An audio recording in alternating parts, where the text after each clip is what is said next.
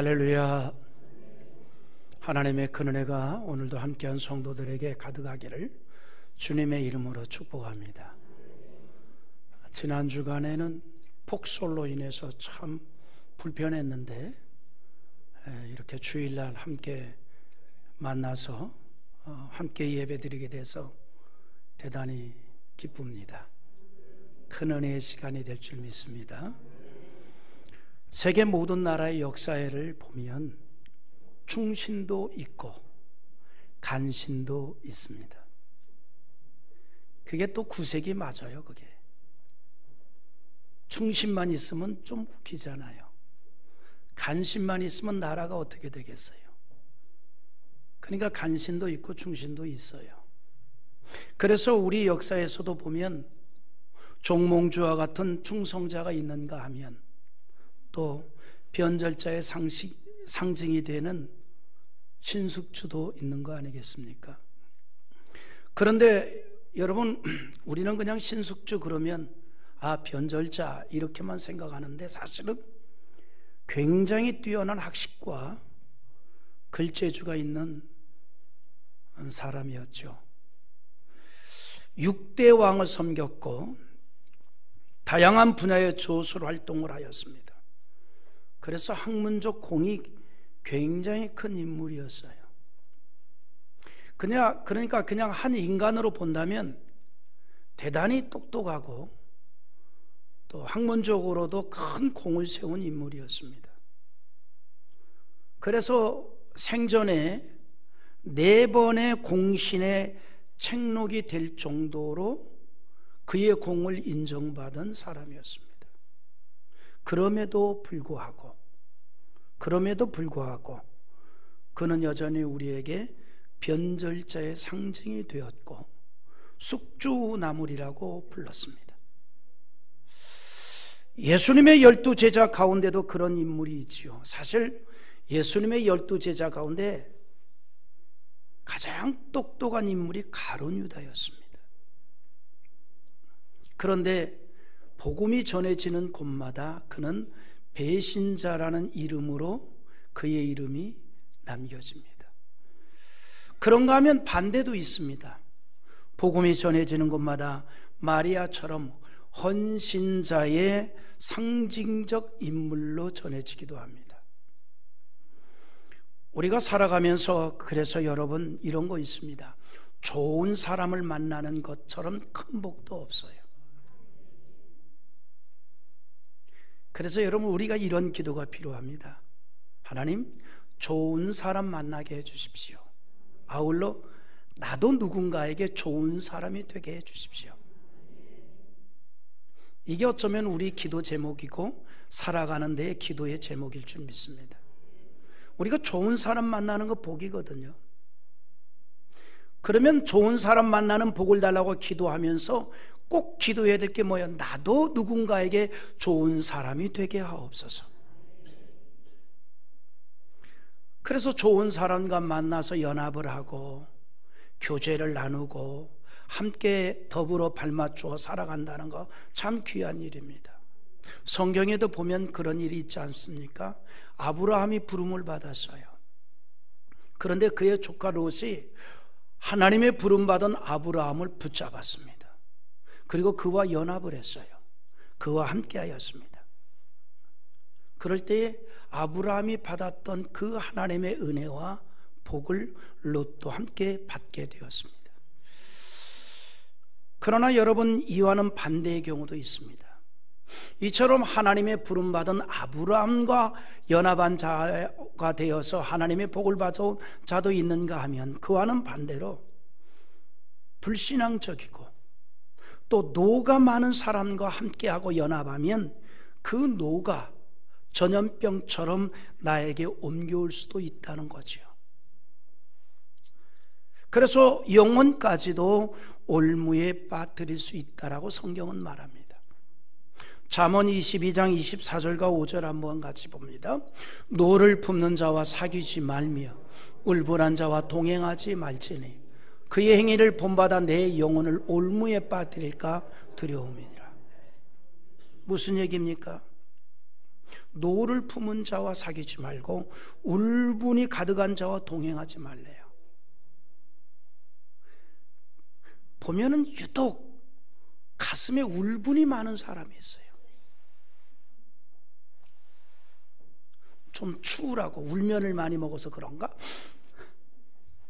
가슴에 울분이 많은 사람이에요. 울분. 응? 또 이 분노가 많은 사람이 있어요. 분노가 가득해. 그래서 말을 해도 좀 좋은 말이 안 나오죠. 항상 5분 전이에요. 6시 5분 전. 삐딱. 삐딱. 그러니까 인생이 삐딱해지잖아요. 내 인생이 바르게 되길 원하면 생각을 바르게 가지세요. 생각이 삐딱하면 인생도 삐딱해집니다. 누가 그럽니까? 노가 많은 사람들, 울분이 많은 사람들, 그런 사람들이 인생이 바르게 나가는 수가 없어요. 항상 삐딱하단 말이죠. 그런데 성경은 그런 자와 가까이 하면 전염병처럼 그것이 나에게 올 수도 있다 이 말이에요. 그의 행위를 본받아 내 영혼을 올무에 빠뜨릴 수 있다 이렇게 말합니다. 물론 여러분 우리가요 나뉘고 갈라지는 것보다는 함께 하는 게 좋지요. 하나 되는 게 좋잖아요. 그러나 이것을 기억하십시오. 누구와 함께하고 무엇을 함께하고 어떤 것과 연합되느냐라고 하는 것 정말 중요한 거예요. 또 읽어봅시다. 잠언 13장 20절. 지혜로운 자와 동행하면 지혜를 얻고 미련한 자와 사귀면 해를 받느니라. 믿습니까? 하나님의 말씀은 그의 백성들에게 이렇게 말합니다. 악한 자와의 연합에 대해서 강력하게 금하고 있습니다.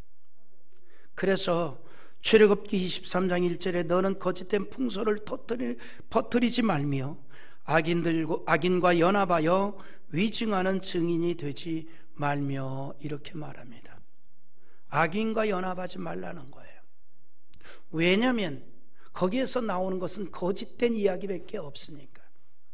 악한 자와 연합하니 거기서 나오는 말이 거짓된 말밖에 없는 거죠.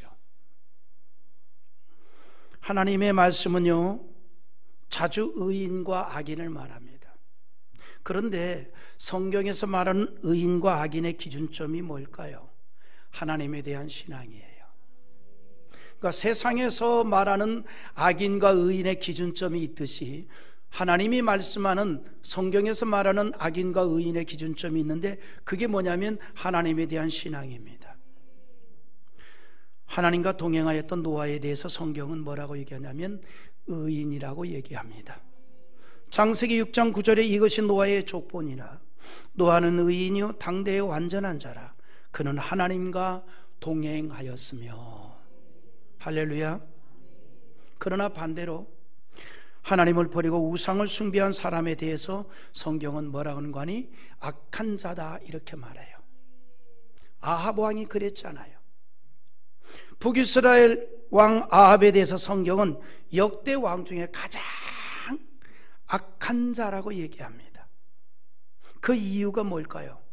여로보암 왕처럼 오직 우상을 숭배하는 데 앞장섰던 겁니다. 그래서 우상을 숭배하고 바알을 적극적으로 섬겼던 왕에 대해서 성경은 가장 악한 왕이다 이렇게 말합니다.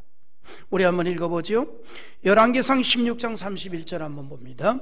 느밧의 아들 여로보암의 죄를 따라 행하는 것을 오히려 가볍게 여기며 시돈 사람의 왕 엣바알의 딸 이세벨을 아내로 삼고 가서 바알을 섬겨 예배하고.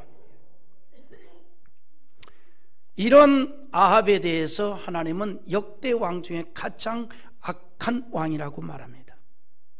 그런데 그 시대에 북쪽에선 아합이 하나님으로부터 악한 왕으로 칭호를 들을 때에 남유다에는 여호사밧이 통치를 합니다.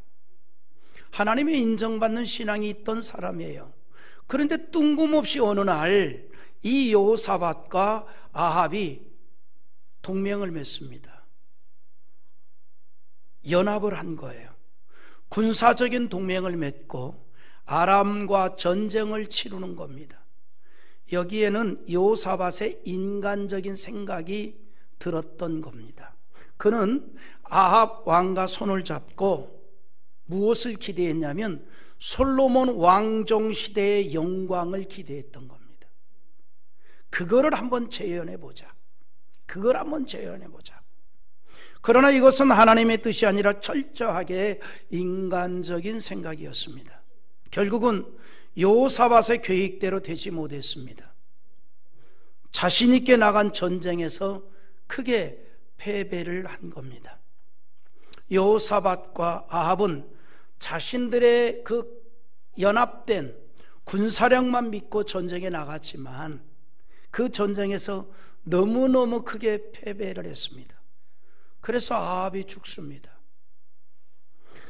여호사밧은 많은 군사를 잃고 겨우 목숨만 부지합니다. 살아서 돌아오지요. 그릇된 연합을 한 대가를 톡톡히 치릅니다. 톡톡히. 하나님께서 그만 연합에 대해서 그 대가를 톡톡히 치르고 있다는 거죠. 전쟁에서 패하고 겨우 살아서 돌아오는 여호사밧에게 선견자 에후가 맞이합니다. 근데 참 내가 성경을 읽으면서 이 예후가 참 분위기 파악 못한다. 그저 전쟁에서 대패하고 겨우 목숨만 살아서 돌아오는 왕이면 왕이요, 군사를 잃었지만 목숨은 부지했으니 이 또한 얼마나 귀한 일입니까? 왕이요, 어서 오시옵소서. 이래야 될 텐데 예후가 절대 그렇게 하지 않았어요. 꼭 오히려 목사 같아. 이렇게 얘기합니다. 왕에게 그 자리에서 역대하 19장 2절 한번 읽어보세요. 시작. 하나님의 아들 선견자 예후가 나가서 여호사밧 왕을 맞아 이르되 왕이 악한 자를 돕고 여호와를 미워하는 자들을 사랑하는 것이 옳으니까 그러므로 여호와께로부터 진노하심이 왕에게 임하리이다. 아니 겨우 살아서 돌아오는 왕에게 지금 책망하는 거예요. 왕이요, 하나님께서 악하게 여긴 자와 연합을 하이니 이렇게 될 수밖에 없잖아요. 하나님의 진노를 당한 겁니다. 예후가 배짱이 좋은 것 같아요. 왕이 칼을 안 가지고 있겠어요? 권력이 없어요. 그런데 하나님으로부터 받은 말씀을 그대로 전한 거예요. 비록 왕이었지만 악한 자를 돕고 여호와를 미워하는 자들을 사랑하는 것이 옳은 일입니까? 라고 하면서 책망을 한 거예요. 여호사밧은 앞에서 언급을 하였듯이 아합과 연합해서 전쟁 승리를 하면 다윗이나 솔로몬 시대의 그 영광을 기대했던 겁니다. 인간적 생각을 한 거예요. 철저히 인간적 생각을 한 거예요. 그러나 그것은 철저히 인간적 생각이었기에 다윗 시대의 영광은요, 사실은 군사력의 문제가 아니었잖아요. 다윗의 군사가 강해서 다윗이 전쟁 때마다 승리한 게 아니었잖아요. 하나님이 함께 주었기 때문이었단 말이죠. 하나님의 도우심이 은혜였다는 것이죠. 그런데 여호사밧이 잠시 착각을 했던 거예요. 군사력만 있으면 될 줄로 착각을 했던 거예요. 우리도 간혹 그런 생각을 할 때가 있잖아요. 여호사밧과 같은 인간적 생각을 할 때가 있잖아요. 신앙적인 면에서 판단을 하지 아니하고 인간적으로 판단할 때도 있잖아요. 내가 저것만 잡으면 뭐가 되리라, 이것만 있으면 내가 뭐가 되리라 착각할 때도 있지 않습니까? 그래서 하나님이 그만 연합까지도 할 때가 있잖아요. 여러분, 우리가 살면서 말씀드린 대로 만나야 될 대상이 있고 만나서는 안 될 대상이 있고 연합할 대상이 있고 연합하지 않아야 될 대상이 있는 거 아니겠어요? 여러분, 연합이 다 좋은 건 아니에요. 때로는 연합이 우리 기독교적인 신앙에서도 마찬가지입니다. 기독교가 좀 폭넓게 수용도 하고 연합도 하고 다 끌어들이자. 여러분, 이런 게 잘못하면 좋은 얘기 같지만 기독교 진리를 변질시키고 복음의 순수성을 잃어버리게 할 수도 있습니다. 연합이라는 이름으로 포장을 하여서 오직 예수를 통해서만 구원을 얻는다는 성경 진리를 변질시킬 수도 있다는 얘기입니다. 그래서 우리가 WCC나 혹은 WEA와의 연합에 대해서 우려를 하는 거예요. 이게 왜 우려가 되느냐라고 하는 문제는 다음에 기회가 되면 말씀을 전하겠습니다. 왜 우려가 되느냐? WCC나 WEA와의 연합이 왜 기독교적인 신앙에서 우려가 되느냐? 다음에 그 주제만을 가지고 우리 하나님의 말씀을 나눌 수 있는 기회를 한번 마련해 보겠습니다. 여러분, 충신 정몽주가 단심가를 부르면서 왕에 대한 충성을 보였습니다. 비록 그것으로 인해서 죽음을 당했지만, 그러나 역사는 그를 충신의 한 사람으로 기억을 합니다. 예수님을 영접한 우리는 하나님을 향한 단심가를 부르는 사람들입니다. 하나님을 향한 단심가. 다니엘의 세 친구 사드락, 메삭, 아벳느고가 그런 인물입니다. 그들은 느부갓네살 왕이 마치 이방원이 종몽주를 회유하기 위해서 이런 듯 어떠하리 저런 듯 어떠하리 하면서 하여가를 말했듯이 세 명의 신실한 신앙의 사람들을 놓고 느부갓네살 왕은 위협도 하고 회유도 했습니다. 그러나 사드락, 메삭, 아벳느고는 하나님에 대한 이 신실한 신앙에 흔들림이 없었어요. 왕의 회유에 대해서 단호하게 대처를 하잖아요. 우리 한번 봅시다. 다니엘서 3장 16절 같이 봅니다. 사드락과 메삭과 아벳느고가 왕에게 대답하여 이르되 느부갓네살이여, 우리가 이 일에 대하여 왕에게 대답할 필요가 없나이다. 할렐루야. 그들은 하나님을 버리고 우상을 섬기면서까지 느부갓네살 왕과 연합을 하지 않겠다는 분명한 뜻을 보였습니다. 그 일은 죽음을 당하는 일이라는 사실을 알면서도 그렇게 합니다. 그들은 비록 전쟁에 패한 나라의 백성으로 이방 땅으로 끌려온 신세였습니다. 그렇다고 신앙의 자존심까지는 버리지 않았다는 거예요. 여러분, 사드락, 메삭, 아벳느고는요, 망한 나라의 포로입니다. 그러나 하나님에 대한 신앙적 자존심까지는 망하지 않았다는 거예요. 우리가 세상을 살아가면서 뜻대로 안 되는 일들도 많이 있습니다. 속되게 직장생활도 막히고 사업도 막히고 물질도 막히고 모든 것이 다 막힐 때도 있습니다. 그러나 우리의 신앙의 자존심만큼은 세워갑시다. 신앙의 자존심, 하나님의 백성으로서의 자존심만큼은 우리가 가지고 살아야 되지 않겠습니까? 그러나 하나님의 사람들을 통해서 이 땅의 진리가 계승되고 하나님의 뜻이 이루어지기 때문입니다.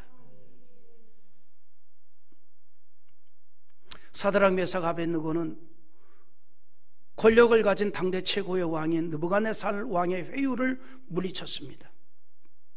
하나님에 대한 신앙적 자존심을 가졌습니다. 하나님과 연합함에 있어서 그것을 끊지 않으려고 애썼다 이 말입니다. 왜 그렇게 했을까? 우리는 다윗의 고백을 통해서 조금이나마 그 이유를 알 수 있습니다. 다윗이 하나님에 대한 신앙의 고백을 이렇게 합니다. 우리 한번 읽어봅니다. 시편 18편 2절입니다. 여호와는 나의 반석이시요 나의 요새이시요 나를 건지시는 이시요 나의 하나님이시요 내가 그 안에 피할 나의 바위시요 나의 방패시요 나의 구원의 뿌리시요 나의 산성이시로다. 다윗의 고백이 뭡니까? 하나님은 나의 존재의 중심입니다, 이 말이에요. 한마디로 말하면 그렇습니다.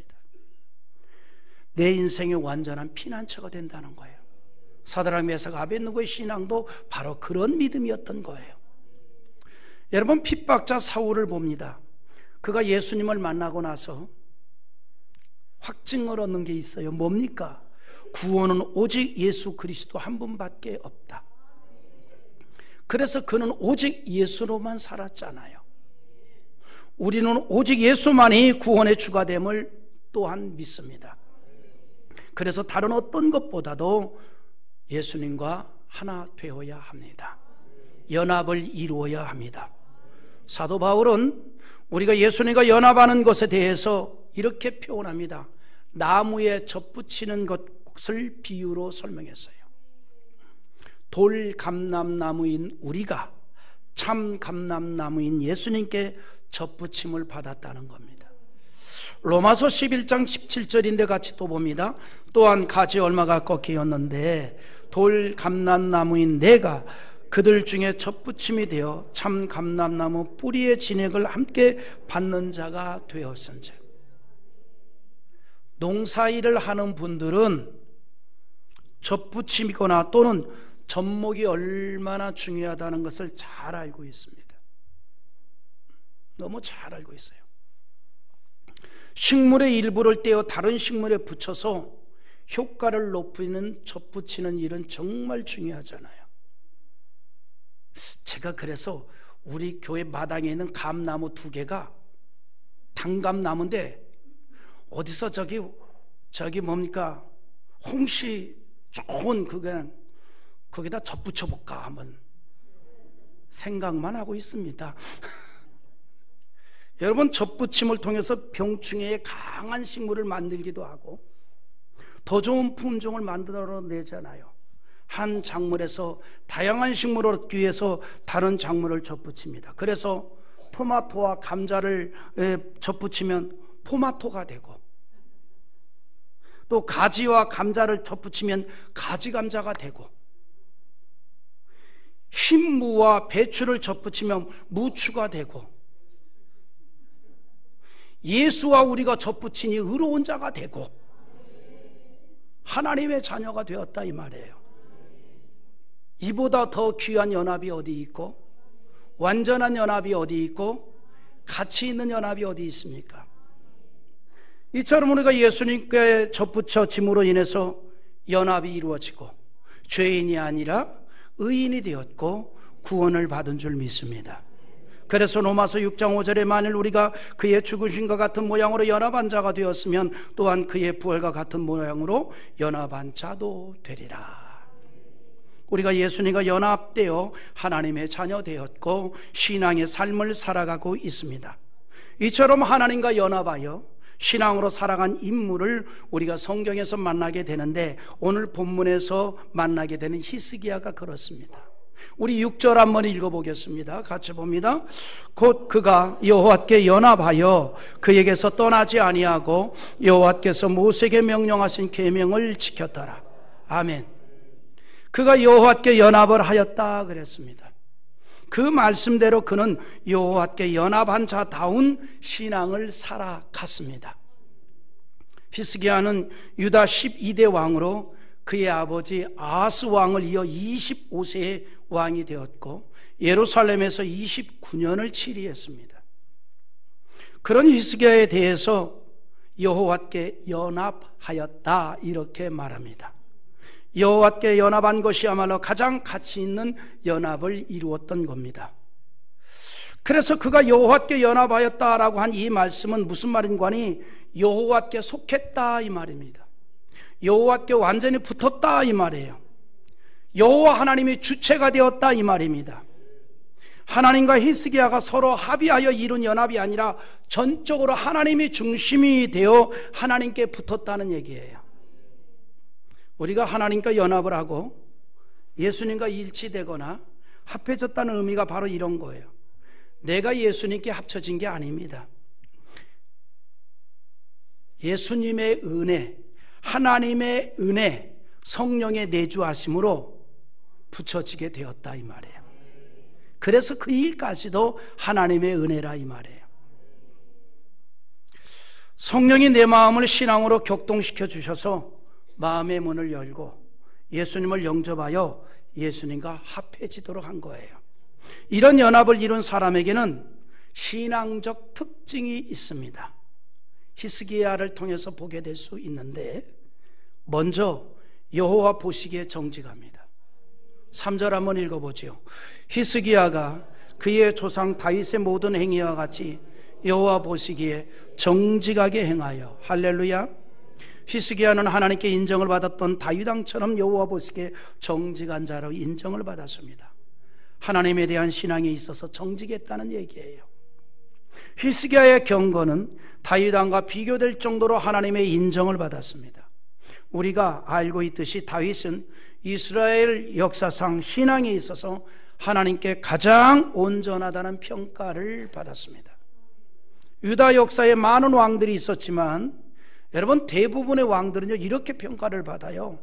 다윗의 모든 행위와 같이라는 평가가 아니라 다윗과 같지 않다라는 평가를 받습니다. 즉 신앙에 있어서 온전하지 못했다 이 말이에요. 그러나 히스기야는 그렇게 평가를 받지 않습니다. 대단히 좋은 높은 평가를 받습니다. 다윗과 같이 이렇게 말합니다. 다윗과 같이 하나님께 인정을 받았다 이 말입니다. 신앙에 있어서 정직한 왕으로 인정을 받았다 이 말입니다. 이처럼 신앙에 있어서 하나님께 인정을 받은 정직한 자의 인생을 하나님께서 축복해 주신다라고 성경은 약속하는데, 여러분 시편 84편 11절 한번 읽어봅니다. 여호와 하나님은 해요 방패이시라. 여호와께서 은혜와 영화를 주시며 정직하게 행하는 자에게 좋은 것을 아끼지 아니할 것임이니이다. 아멘. 정직한 신앙을 가지고 정직한 믿음으로 사는 자에게 하나님 좋은 것을 아끼지 않는답니다. 우리의 예배가 정직합시다. 신앙의 고백이 정직해야 되고, 하나님께 드리는 예물이 정직해야 되고, 하나님 앞에 드리는 모든 것이 다 정직하면 하나님께서 그걸 또 귀하게 여기는 줄 믿습니다. 반드시 좋은 곳으로 공급해 주신다는 거예요. 히스기야가 그런 복을 받았습니다. 하나님과 연합을 했던 히스기야는 신앙에 정직하였고 하나님을 전적으로 의지하는 삶을 살았던 겁니다. 5절 한번 또 읽어보겠습니다. 히스기야가 이스라엘 하나님 여호와를 의지하였는데 그의 전후 그 유다 여러 왕 중에 그러한 자가 없었으니. 아멘. 유다 여러 왕 가운데 히스기야처럼 오직 여호와를 온전히 의지하는 왕이 없다라고 할 정도로 그는 철저하게 하나님을 의지했습니다. 히스기야는 하나님을 의지하는 신앙을 하나님의 계명을 지키는 것으로 나타내는데, 그 중에 하나가 뭡니까? 여러분 6절에 보니까 이렇게 얘기했잖아요. 여호와께서 모세에게 명령하신 계명을 지켰더라. 특히 십계명으로 말씀하신 우상 숭배를 금하라는 것에 대해서 앞장서서 그 일을 합니다. 출애굽기 20장 4절에 이런 말씀이 있죠. 같이 봅니다. 너를 위하여 새긴 우상을 만들지 말고 또 위로 하늘에 있는 것이나 아래로 땅에 있는 것이나 땅 아래 물속에 있는 것에 어떤 형상도 만들지 말며. 할렐루야. 계명이거든요. 그래서 히스기야는 하나님을 잊어버리게 하는 우상을 완전히 파괴하고 유다 땅에 남아있는 산당들을 다 헐어버렸습니다. 그게 4절이에요. 읽어보십시다. 4절에 굉장히 중요한 단어가 나오는데, 그가 여러 산당들을 제거하며 주상을 깨뜨리며 아세라 목상을 찍으며 모세가 만들었던 놋뱀을 이스라엘 자손 이때까지 향하여 분향함으로 그것을 부수고 느후스단이라 일컬었더라. 아멘. 여기 굉장히 중요한 내용이 있는데 발견했습니까? 오늘 말씀을 보면요, 우상을 제거하되 심지어는 모세가 광야에서 만들었던 놋뱀까지도 부셔버렸습니다. 아니 세상에 그거 얼마나 의미 있고 가치 있고 그런 거 아니에요? 그런데 그것까지 부셨어요. 우리가 알고 있잖아요. 모세가 만든 이 놋뱀은 출애굽한 이스라엘이 광야에서 하나님을 원망하다가 불뱀에 물려서 죽게 되자 하나님의 지시에 의해서 만들어졌잖아요. 그리고 이 노뱀은 죄로 인하여 죽게 된 자들이 믿음으로 바라만 보면 살아났습니다. 그런데 이 노뱀의 능력이 있는 게 아니죠. 하나님의 언약이 능력이었던 거예요. 그것을 믿는 게 능력이었던 거예요. 때문에 이 노뱀은 하나님의 자비와 용서를 상징하고 있습니다. 그래서 이 불뱀에 물린 자들마다 말씀에 순종하여 믿음으로 그것을 바라보니 살았던 거죠. 여러분, 이스라엘 백성들이 광야에서 보았던 노뱀은요, 그래서 상징적 물이지 숭배의 대상은 아닙니다. 경배의 대상은 오직 하나님뿐입니다. 그러나 후대의 사람들이 그것을 우상화하고 숭배하고 분양을 했던 거예요. 그래서 히스기야는 우상을 부수면서 노뱀도 함께 부수었습니다. 그리고 그것에 대해서 뭐라고 얘기했는가니 느후스단, 즉 노쇠로 맞는 것이라고 명했습니다. 노쇠에 불과하다는 것이고 경배의 대상은 오직 하나님밖에 없다는 것을 깨닫게 해주고 있는 겁니다. 여러분, 교회에서 오직 경배의 대상은 여호와 하나님밖에 없습니다. 이처럼 히스기야는 하나님께 향하는 것을 방해하는 우상을 제거하였고 백성들이 하나님을 향하도록 하였는데 중요한 두 가지를 회복합니다. 첫째, 아버지 아하스가 걸어 잠근 성전문을 열고 율법에서 명한 부정한 것을 제거하고 파괴된 성문들을 수리하여 성전 예배를 회복했습니다. 둘째, 하나님께서 명한 유월절 절기를 회복하여 국가적으로 성대하게 지켰습니다. 히스기야의 이런 행동은 하나님과 연합한 자의 신앙적 귀한 모습인 줄 압니다. 하나님은 그런 히스기야의 인생을 형통케 했습니다. 7절 한번 읽어보죠. 여호와께서 그와 함께 하심에 그가 어디로 가든지 형통하였더라. 저가 아수르 왕을 배반하고 섬기지 아니하였고. 아멘. 이 말이 무슨 말이냐면 당시 유다는 애굽과 아수르라는 막강한 세력 사이에 있었어요. 그런 상황에서 유다는 아하스 왕 때부터 아수르를 의지하였는데 친아수르 정책 기조를 가졌던 블레셋을 공격을 합니다. 그리고 지경을 넓힙니다. 이 시기는 북이스라엘이 아수르에 의해서 정복을 당한 시기예요. 그러나 그런 상황에서도 히스기야는 두려워하지 아니하고 반아수르 정책을 펼칩니다. 그렇게 한 이유가 뭘까? 왜 아수르와 연합되어 있는 블레셋을 공격을 했을까? 이유가 있습니다. 블레셋이 유다의 이스라엘에 좋지 않은 영향을 계속 끼쳤어요. 어떤 거? 바알과 우상 숭배의 영향을 계속 끼치고 있었던 거예요. 그래서 블레셋을 통해서 우상 숭배 문화가 유다로 유입되고 있었던 겁니다. 그러기에 히스기야는 그거를 막기 위해서 블레셋을 공격을 한 겁니다. 그거는 정치적으로 굉장히 위험할 수 있어요. 아수르의 지지를 받는 블레셋을 공격했다는 건 뭘 얘기하느냐? 아수르보다 그 위에 계신 하나님의 능력을 믿었던 겁니다. 그래서 히스기야와 함께한 하나님의 능력으로 군사적인 형통을 받게 됩니다. 그리고 히스기야의 이 형통은 지경이 넓혀지는 은혜를 받습니다. 8절 한번 우리 마무리하면서 봅니다. 그가 블레셋 사람들을 쳐서 가사와 그 사방에 이르고 망대로부터 견고한 성까지 이르렀더라. 아멘. 하나님과 연합했던 히스기야의 연합은 형통의 복을 받았습니다. 그런데 그것보다 더욱 중요한 일은 히스기야가 백성들보다 먼저 하나님과 연합하여 유다의 신앙을 깨웠다는 사실입니다. 6절에서 말한 여호와께 연합은 여호와께 달라붙었다는 의미입니다. 여호와께 완전히 붙었다. 하나님에 대한 신앙에 있어서 신실했다 이 말입니다. 우리가 사는 세상은요 여러 형태의 연합을 합니다. 교류를 하고 관계를 맺고 살아갑니다. 기독교인은 세상과 단절하고 사는 사람들이 아니지요. 그 속에서 함께 살아가는 사람들입니다. 연합해서 살아가는 것입니다. 세상에서 사람들 속에서 다만 신앙을 지키고 세상의 빛으로 살아가는 겁니다. 그런데 우리는 그 모든 연합 가운데 여호와 하나님과의 연합을 가장 가치 있고 존귀하게 여길 수 있기를 기대합니다. 하나님과의 연합은 하나님의 능력의 손길을 체험하고 경험할 수 있는 귀한 연합이기 때문입니다.